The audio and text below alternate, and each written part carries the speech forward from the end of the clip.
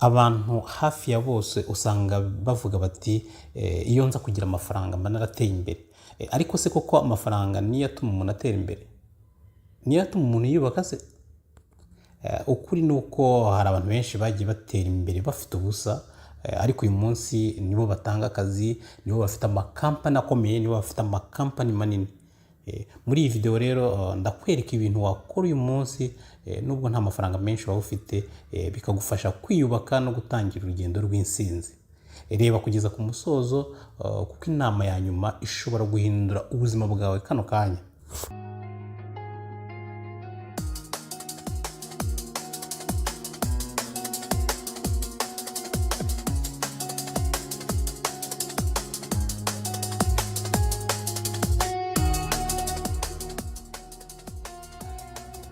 Mbere yo gutangira n'inama ya mbere rero ndagusaba wowe ukigera hano bwa mbere ko wakora subscribe, ndetse namwe tubana umunsi ku wundi, namwe duhorana mukaba mwakora like mutwereka ko mudukunze, cyangwa se mutwereka ko niba mukunze ikiganiro cyacu tugiye kubagezaho.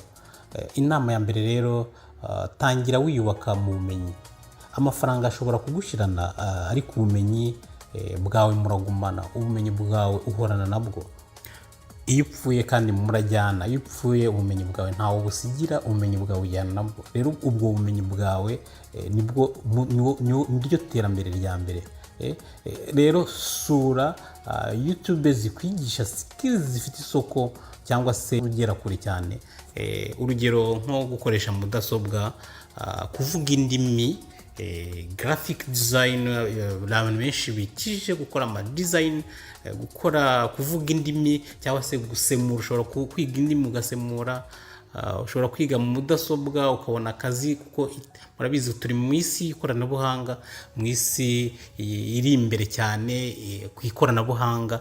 Rero umuntu uzi gukoresha mudasobwa, umuntu uzi kuvuga indimi, umuntu uzi ibintu bya graphic design, urabizi turi mu iterambere nyine. Graphic design nayo ijyana n'iterambere. Video editing, umuntu uzi editinga video, umuntu uzi gukora digital marketing, abo bantu nibo bantu bakenewe, nizo skills zikenewe cyane. Udashobora kuba wahomba cyangwa se wavuga ko wize ukaba wicaye. Iyo ubumenyi bwawe bwiyongeye, kandi ujye umenya ko ari n'amahirwe yawe aba yiyongeye. Reba YouTube rero ube wakwiga zimwe muri ziriya ngero, zimwe muri ziriya skills tuguhaye. Nuzirangiza ukabura akazi, uzanyandikire muri comment ko wabuze akazi, njye nzakurangira, nzagufasha bishoboka, kuko zifite isoko. Kuri iyi si zifite isoko cyane. Ushobora kuyikora bitewe wibereye aho uri, ukaba wakorana n'umuntu mutari kumwe. Ibyo ni ibintu biri ku isoko. Uzarangiza cyangwa se uwumva bifitemo ubumenyi ariko akaba yicaye, ambwire, anyandikire muri comment. Inama ya kabiri rero, koresha neza igihe cyawe. Abantu benshi bavuga ko badafite amafaranga, ariko bafite amasaha menshi bapfusha ubusa. Isaha imwe ukoresheje wiga buri munsi, mu mwaka ishobora kuguhindura ubuzima. Igihe ni umutungo uruta amafaranga. Iyo igihe cyawe gikoresheje neza, kikubyarira amahirwe menshi mu buzima buzaza.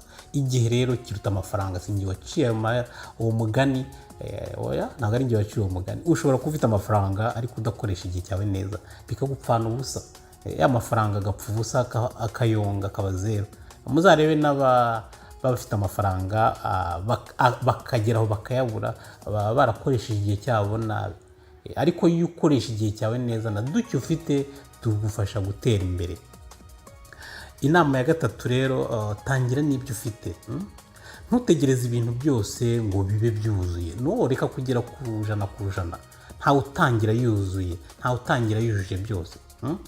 Ufite telefone, yikoreshe ushaka amakuru, wige cyangwa utangire gukora content, ube content creator, ariko ube umu creator mwiza. Murabizi kuri iyi si hari abantu creators ba mbere ku isi bakize, murabazi, bagiye batangira nabo batazi ko babigeraho. Gerageza rero, niba wifitemo iyo mpano, gira icyo ukora, ba creator hanze aha. Niba ufite internet, uzagera ku buzima bwiza, uzabona amahirwe yawe agusekeye. Niba uri umu good creator, niba wiyumvamo iyo mpano, tangira. Niba ufite iyo mpano, yiteze imbere, uyikoreshe vraiment. aha rero nakubwira ko abatangira n'ibyo bafite nibo bagera kure. Aho wese udatangiranye n'ibyo ufite watangira n'ibyo udafite. Ntutegereze ibyo udafite rero, tangirana n'ibyo ufite, uzagera kure ndabizi. Gerageza amahirwe yawe. Inama ya 4, hitamo inshuti zubaka. Abantu mubana bagena byinshi ku hazaza hawe. Shaka abantu bagutera imbaraga, bafite intego kandi bakunda kwiga no gukora. Niba ubana n'umuntu udakunda kwiga no gukora, uracyambara n'iki nawe? Njye inama nakugira, niba ubona umuntu akujyana mu bintu bitaguteza imbere, mureke kuri iyi saha, rekana nawe nashaka azagire umujinya cyangwa azakugirira umujinya w'igihe kirekire, ariko nabona wateye imbere ntabwo azakugira umujinya. Ariko nakomeza kugushuka mugakomeza muri ibyo, akabona wateye imbere, azaza kukubaza ati ariko ahubwo wateye imbere ute nyigisha.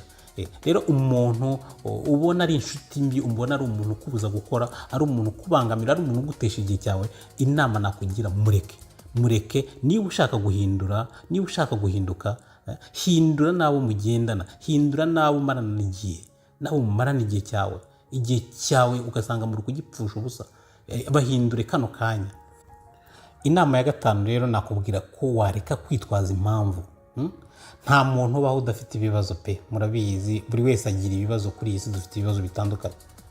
Ariko hari abahitamo kubikoresha nk'urwitwazo, n'ababigira isomo, hari ababigira urwitwazo. Rero wibigira urwitwazo, ahubwo bihindura isomo. Ntukavuge ngo nta mafaranga mfite, nta muntu mfasha, nta mahirwe mfite. Gute uvuga ko nta mahirwe ufite? Wakoze iki ubura amahirwe? Gerageza nubura amahirwe nonaho ugerageza no mu kindi, 1, 2, 3. Icyawe igera ukakigwaho, ushobora no kugera ku kijana akaba ari ukigwaho, ariko banza unanirirwe, ariko wagerageje amahirwe yawe. Wivuga ngo nta muntu ugufasha, wese yafashijwe nande. Gerageza ukora ibyo ushoboye.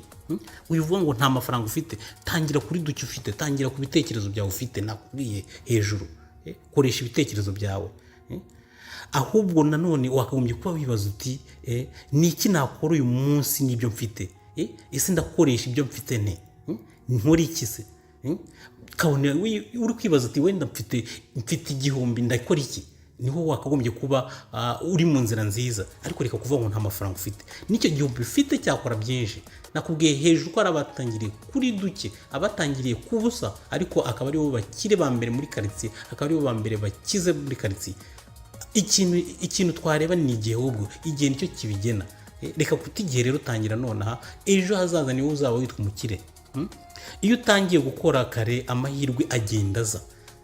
Amahirwe y'ahazaza yawe ubu yageraho, ubu yateguye kare, ubu yageraho. Ku musozo rero nakubwira ko kwiyubaka ntibitangirana n'amafaranga menshi, bitangirana n'icyemezo cyo gutangira. Niba hari nibura ikintu kimwe ugiye guhindura nyuma yo kureba iyi video, andika muri comment uti uyu munsi ndatangiye. Niba iyi video ikugiriye akamaro, kanda like, subscribe kandi uyisangize inshuti zawe. Ushobora kuba ariyo mahitamo cyangwa se ariyo ntambwe ya mbere yo guhindura ubuzima bw'umuntu. Aho wamufashije, niba wowe wenda wumva nta kikumariye, yisangize inshuti zawe, hari igihe yaba ari mahirwe ye akazagushimira ikindi gihe akubwira ati warakoze. Ndagushimiye rero, mwari kumwe na Bruno Yves, umunsi mwiza kandi amahirwe masa mu byo mukora.